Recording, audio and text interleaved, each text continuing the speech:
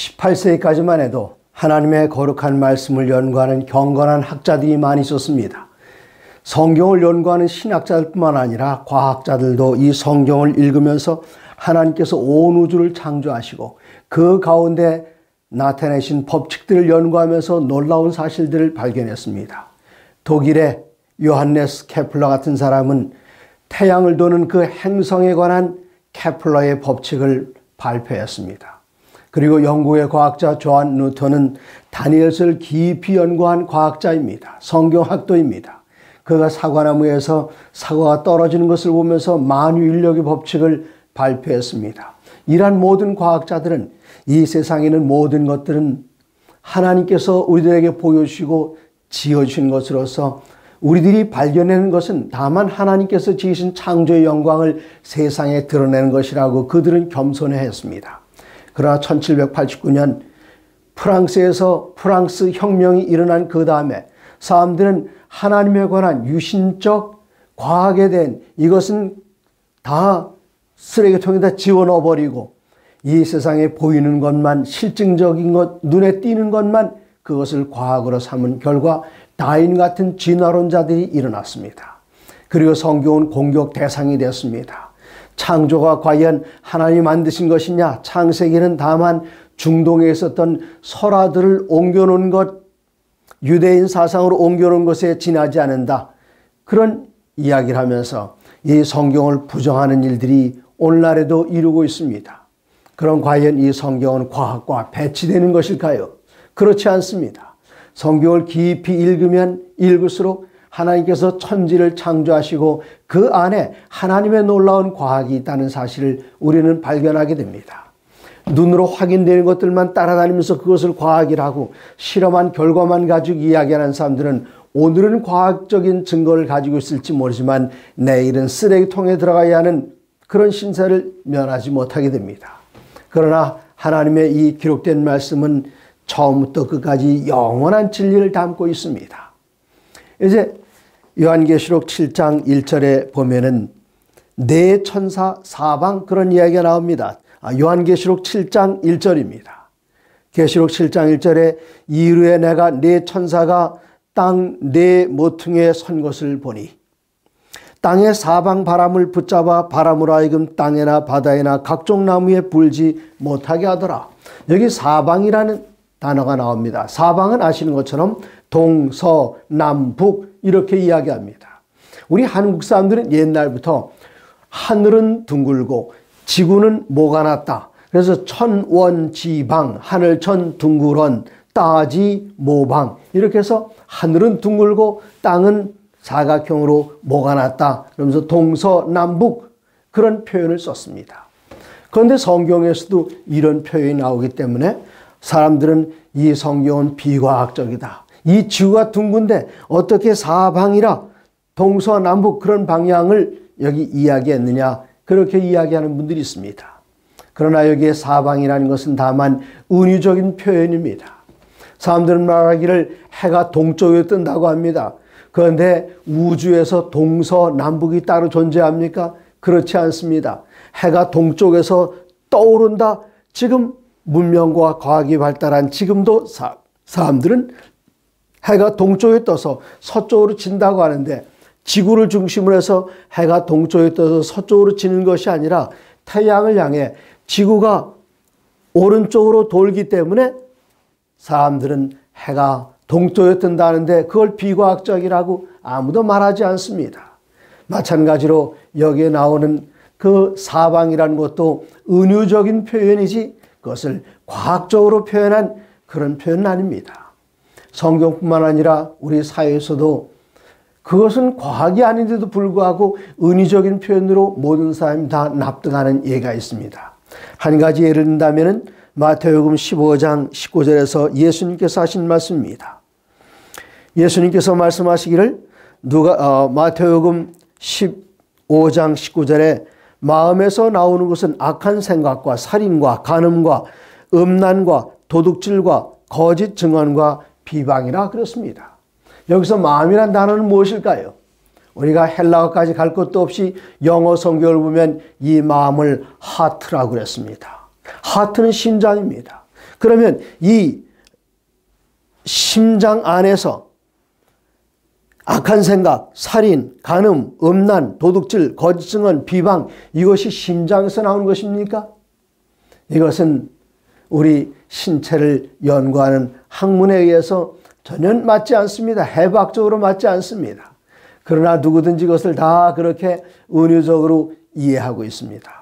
마찬가지로 성경에서 말하는 것은 사방이라는 것은 동서남북 이 지구가 네 모양으로 나 있다. 그것이 아니란 사실을 여러분께서도 분명히 아십니다. 이것을 공경하는 학자들도 그쯤은 다 알고 있을 것입니다. 그러면 이 성경은 이 지구의 모양에 대해서 어떻게 이야기하고 있을까요?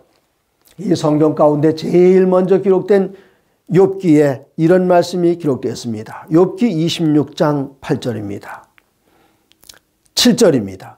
그는 북쪽을 허공에 펴시며 땅을 아무것도 없는 곳에 매다시며, 여기서 땅은 두 글자로 지구입니다. 지구를 어떻게 하셨다고요? 땅을 아무것도 없는 곳에 매달아 놓으셨다 그렇습니다. 물론 여기 줄을 가지고 이렇게 매다는 것은 아닙니다만은 이 허공에, 공중에 이 지구를 떠있게 존재하게 하셨다 그 말씀입니다. 그러면 이 지구는 어디 끝까지 가다가 낭떠러지가 있어서 떨어지는 그런 네모난 것이 아니라 이 성경은 그렇게 분명하게 표현했습니다.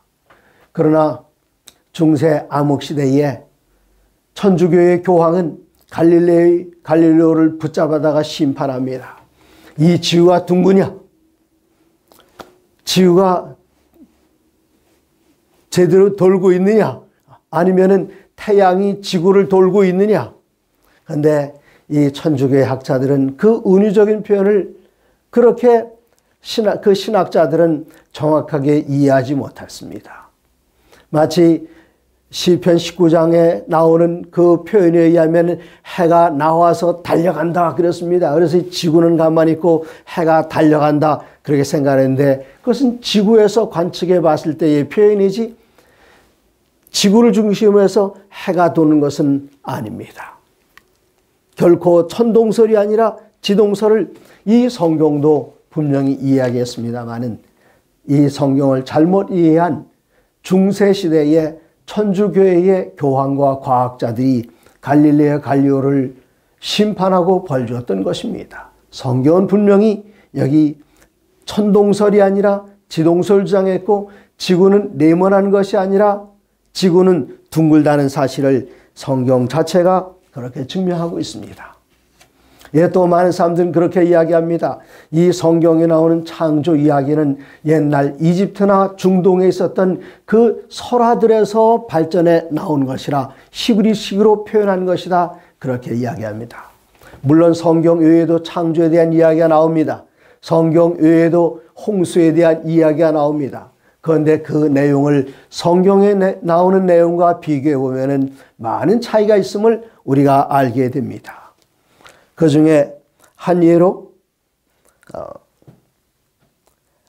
아트라하시스 서사시에 나오는 내용을 보면은 참으로 우리들이 성경에서 발견한 내용과 많은 차이가 있음을 발견하게 됩니다.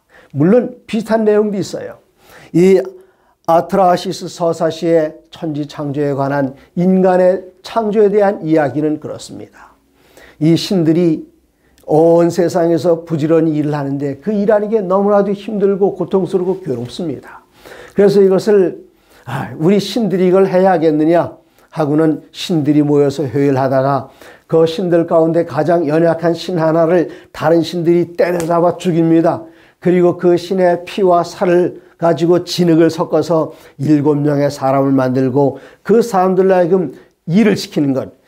사람을 만든 목적은 신들의 괴로움을 덜기 위해서, 그것을 사람에게 넘기고 사람을 일꾼으로 부리기 위해서 그래서 만들었습니다.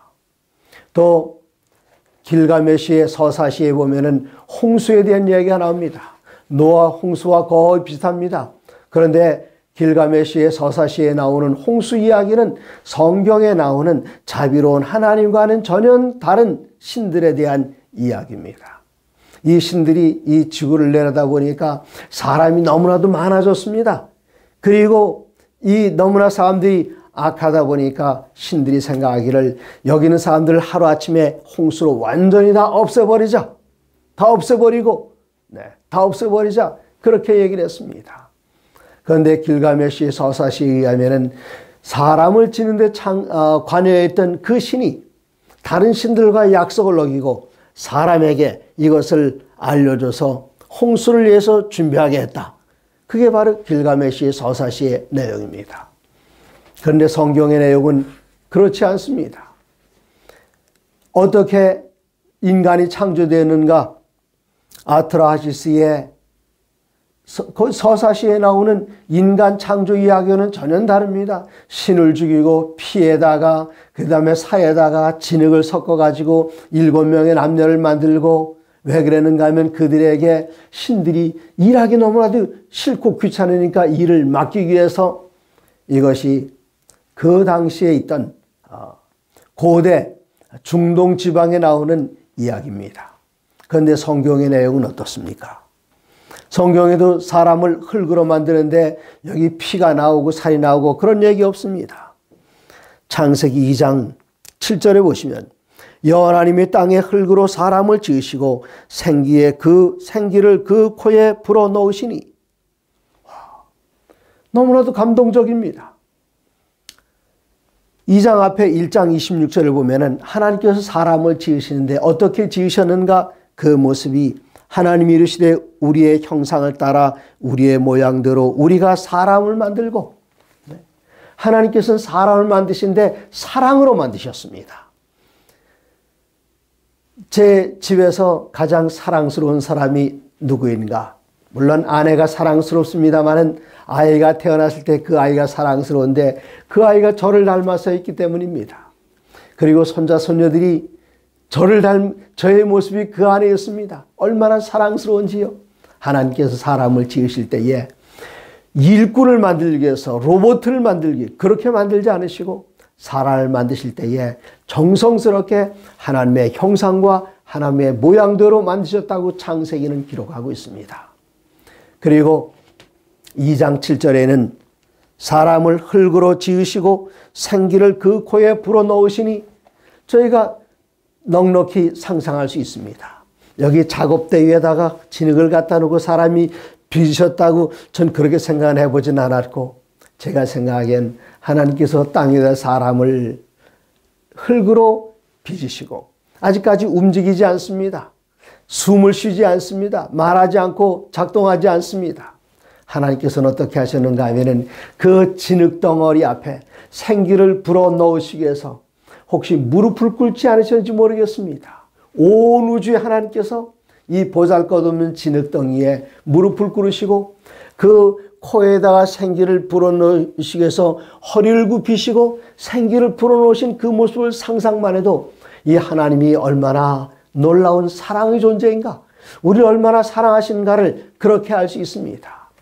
여기 아트라하시스의 서사시에 나오는 사람을 부리기 위해서 전혀 그런 것이 아니라는 것을 알게 됩니다. 그렇게 사람을 지으시고는 창세기 2장 8절에 여호와 하나님이 동방의 에덴의 동산을 창설하시고 그 지으신 사람을 거기 두시니라. 에덴 동산 정말 아름다운 곳입니다. 이 아름다운 곳 2장 15절에 보시면 여호와 하나님이 그 사람을 이끌어 에덴 동산에 두어 그것을 경작하며 지키게 하시고 여호와 하나님이 그 사람에게 명하여 이르시되 열심히 일해라 그렇게 말씀하시면서 그것이 아니라 동산 각종 나무의 열매는 내가 마음대로 먹어라, 임의로 먹어라 그렇게 말씀하십니다. 이런 사랑의 하나님, 그 창조가, 성경에 나오는 창조는 사랑의 하나님께서 사랑의 대상으로 사랑으로 인간을 지으셨습니다. 그러므로 이 이야기가, 창세기에 사람을 지으신 얘기가 중동에 나오는, 이집트에 나오는 그런 설화들을 옮긴 것이라고, 각색한 것이라고 그렇게 생각하는 것은 성경의 생각과는 거리가 너무나도 멀리 떨어져 있다는 사실을 우리들은 알게 됩니다. 그리고 하나님께서는 어떻게 하시는가? 2장 18절에 여호와 하나님이 이르시되 사람이 혼자 사는 것이 좋지 아니하니 내가 그를 위하여 돕는 배필을 지으리라. 하나님께서는 사람을 얼마나 사랑하시는지, 배필을 만드실 때도 다른 동물들은 암수 한 쌍이 같이 나왔지만 하나님께서는 먼저 남자를 만드셨습니다. 그리고 그 앞에 이 세상의 모든 창조하신 동물들 다 지나가게 하시고 아담에게 이름을 짓게 하실 때에 아담이 보니 모든 동물들은 암수 쌍쌍이 있는데 자기만 혼자란 사실을 깨닫고 가슴이 허전하다는 생각이 들었습니다.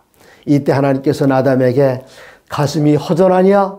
왜 그렇지? 잘 모르겠는데요.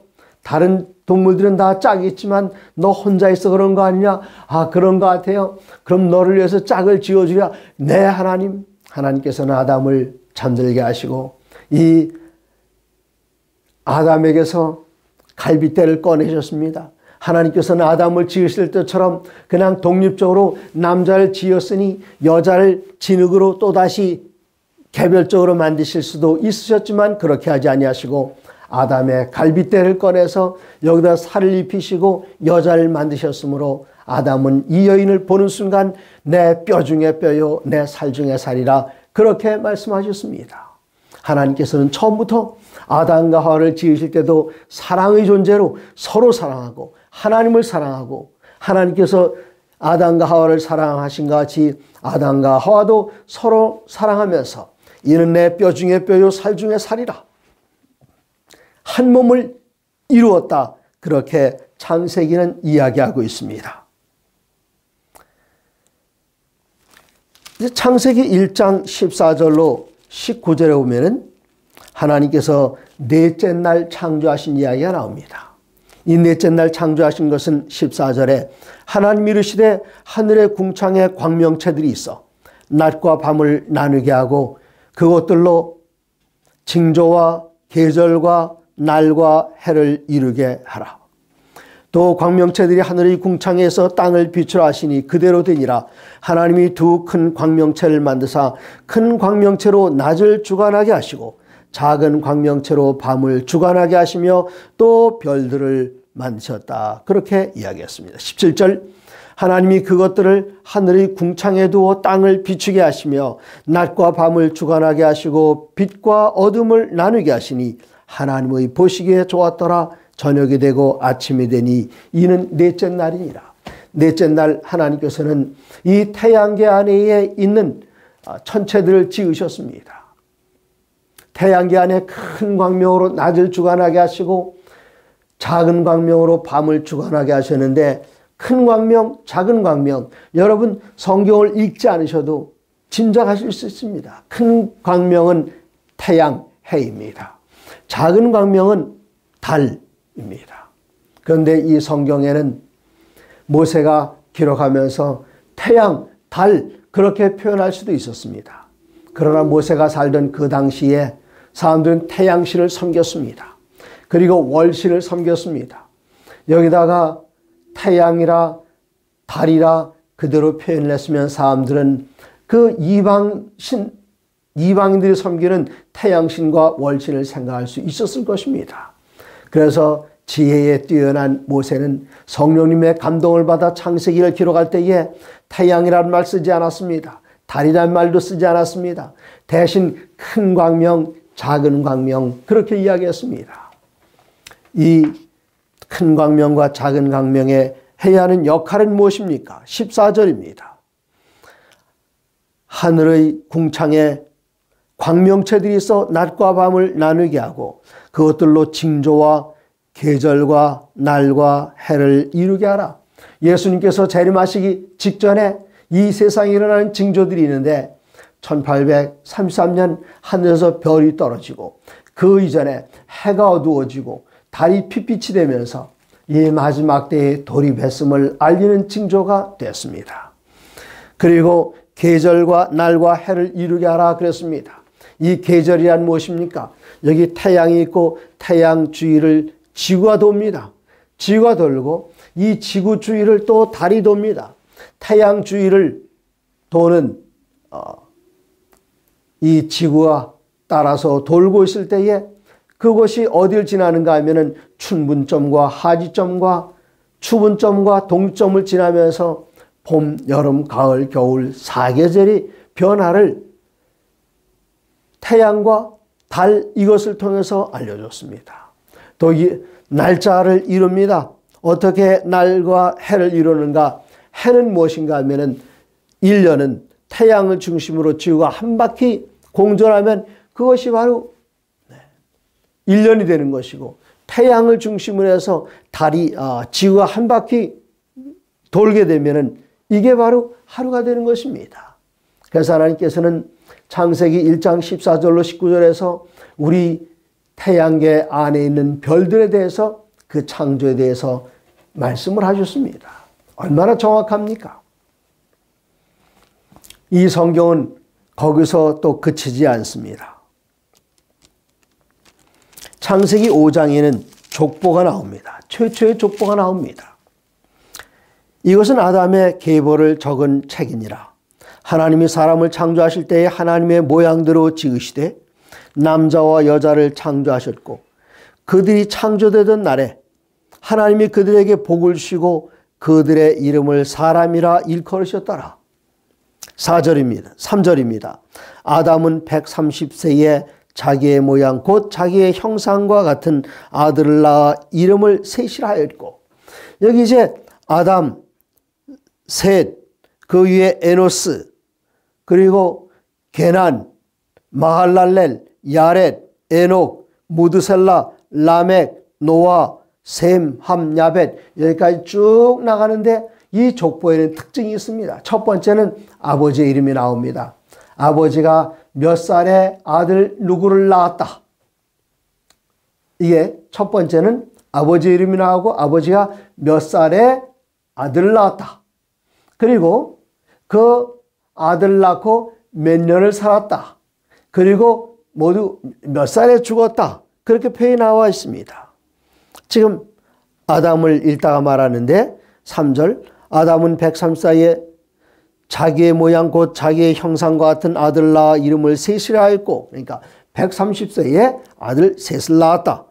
그리고 아담은 셋을 낳은 후에 800년을 더 살았다. 그리고 죽을 때는 930세를 살고 죽었더라. 이게 여기 나오는 패턴입니다.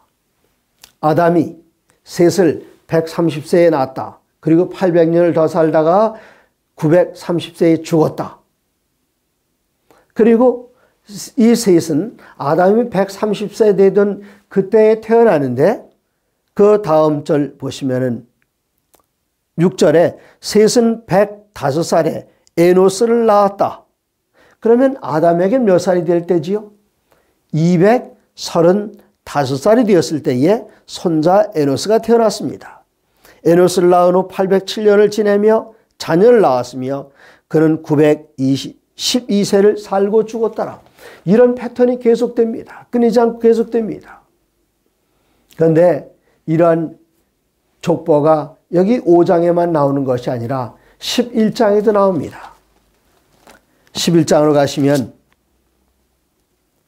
10절에 조금 전에 5장에서는 그 족보가 노아의 아들 셈, 함, 야벳에서 끝났습니다. 여기서는 이제 노아의 아들 셈에게서 시작이 됩니다. 창세기 11장 10절에 셈의 족보는 이러하니라. 셈은 100세 곧 홍수 후 2년에 아르박삿을 낳았고, 아르박삿을 낳은 후에 500년을 지내며 자녀를 낳았으며, 아르박삿은 35살에 셀라를 낳았고, 셀라를 낳은 후 430년을 지내며 자녀를 낳았으며, 셀라는 30세에 에벨을 낳았고, 에벨은 낳은 후에 403년을 지내며 자녀를 낳았으며, 여기에 아버지가 아들을 낳고 몇 년 살았다. 그럼 요 아들 낳은 때부터 요 아들은 또 몇 살에 아들 낳고 몇 년을 살았다. 제가 여러분에게 드리고 싶은 얘기는 무엇입니까? 여기 이 족보가 정확하기 때문에 그 사이에 누굴 하나 끼워 넣을 수 없는 구조라는 것입니다. 맞물리고 지나가기 때문에. 다시 표현하면은 아담은 130살에 130살에 아들을 낳았다. 그리고 800년을 더 살았다. 그 다음에 여기에 아들 셋은 또 103살에 아들을 낳았다. 바로 이런 표현을 살펴보면은 이 족보에는 하나도 누군가에 들어가서 집어넣고 빼고 할 틈이 없습니다. 이것은 무엇을 나타내는가? 이 연대가 얼마나 정확하게 기록되었는가를 나타냅니다. 이 연대가 정확하게 기록되었다면 같은 창세기 1장에 나오는 창조 한 주일의 시간들이 하나님께서는 말씀하시기를 첫째 날은 저녁이 되고 아침이 되니 이는 첫째 날이니라. 지난 시간에 여러분에게 말씀드리기를 이 첫째 날을 첫째, 둘째, 셋째, 넷째 하는 그런 서수로 기록되지 않고 하나의 날이라 그렇게 표현했습니다. 하루란 뜻입니다. 그러므로 창세기 1장에 나오는 천지 창조의 7일은 정확하게 7일이지 그것이 7,000년이나 49,000년이 되거나 그런 것이 절대로 아니란 사실을 이 족보에서 기록된 그 연대를 계산하는 방식에 의해서도 1년이 정확한 한 해이고 마찬가지로 하루도 정확한 하루 24시간이지 여러 날이 아니라는 사실을 우리는 알게 됩니다. 특별히 이런 사실을 출애굽기 20장 11절에서 분명하게 나타납니다. 20장 8절에서는 안식일을 기억하여 거룩히 지키라. 엿새 동안 내 모든 일을 행할 것이나 제7일 너희 하나님 여호와의 안식일인즉 그렇게 말씀하시고 11절에서 이는 나 여호와가 엿새 동안에 하늘과 땅과 바다와 그 가운데 모든 것들을 다 만들고 제7일에 쉬었다 말씀하십니다. 그러므로 창세기 1장에 나타난 연대는 정확한 연대입니다. 구약 성경에 기록된 창세기 1장부터 11장까지의 그 내용이 얼마나 정확한가를 신약 성경에서 확인을 해줍니다. 어떻게 확인해 주는가? 예수님께서는 마태복음 19장 4절과 5절에서 하나님이 사람을 남자와 여자로 지으시고 한 몸을 이루게 하셨다. 창세기 2장에 나오는 내용 그대로입니다. 마가복음 10장 6절로 9절에서는 하나님이 짝지어 주신 것을 사람이 나누지 못한다. 창세기의 내용을 예수님께 다시 인용하셨습니다. 누가복음 10장 11장 50절로 51절에는 아벨의 피로부터 사가랴의 피까지 유다 백성들이 감당하게 될 것이다. 이거 창세기에 나오는 내용 그대로입니다. 또 사도행전 14장 15절에는 바울이 루스드라 사람들에게 창조자 하나님께 돌아오라고 호소합니다. 하나님께서 천지와 만물을 지었다는 사실을 강조했습니다. 그 다음 책 로마서 1장 20절에는 창조주의 능력과 신성이 그가 만드신 만물에 분명히 나타나고 있다고 이야기했습니다. 고린도후서 4장 6절에 빛이 있으라고 하신 하나님이 우리 마음에 그 영광을 아는 빛을 비춰주셨다 그랬습니다. 이런 말씀은 계속됩니다. 에베소서 3장 9절에 그리스도를 통해서 창조주 안에 감추었던 비밀의 경륜이 나타났다고 표현했습니다. 또 디모데전서 2장 12절부터 15절에는 하와가 아담 후에 지음을 받았으므로 여자가 남자를 주관하지 못한다. 이런 신약 성경에서 창세기 1장부터 11장까지의 그 기사를 검증하는 내용은 계속됩니다.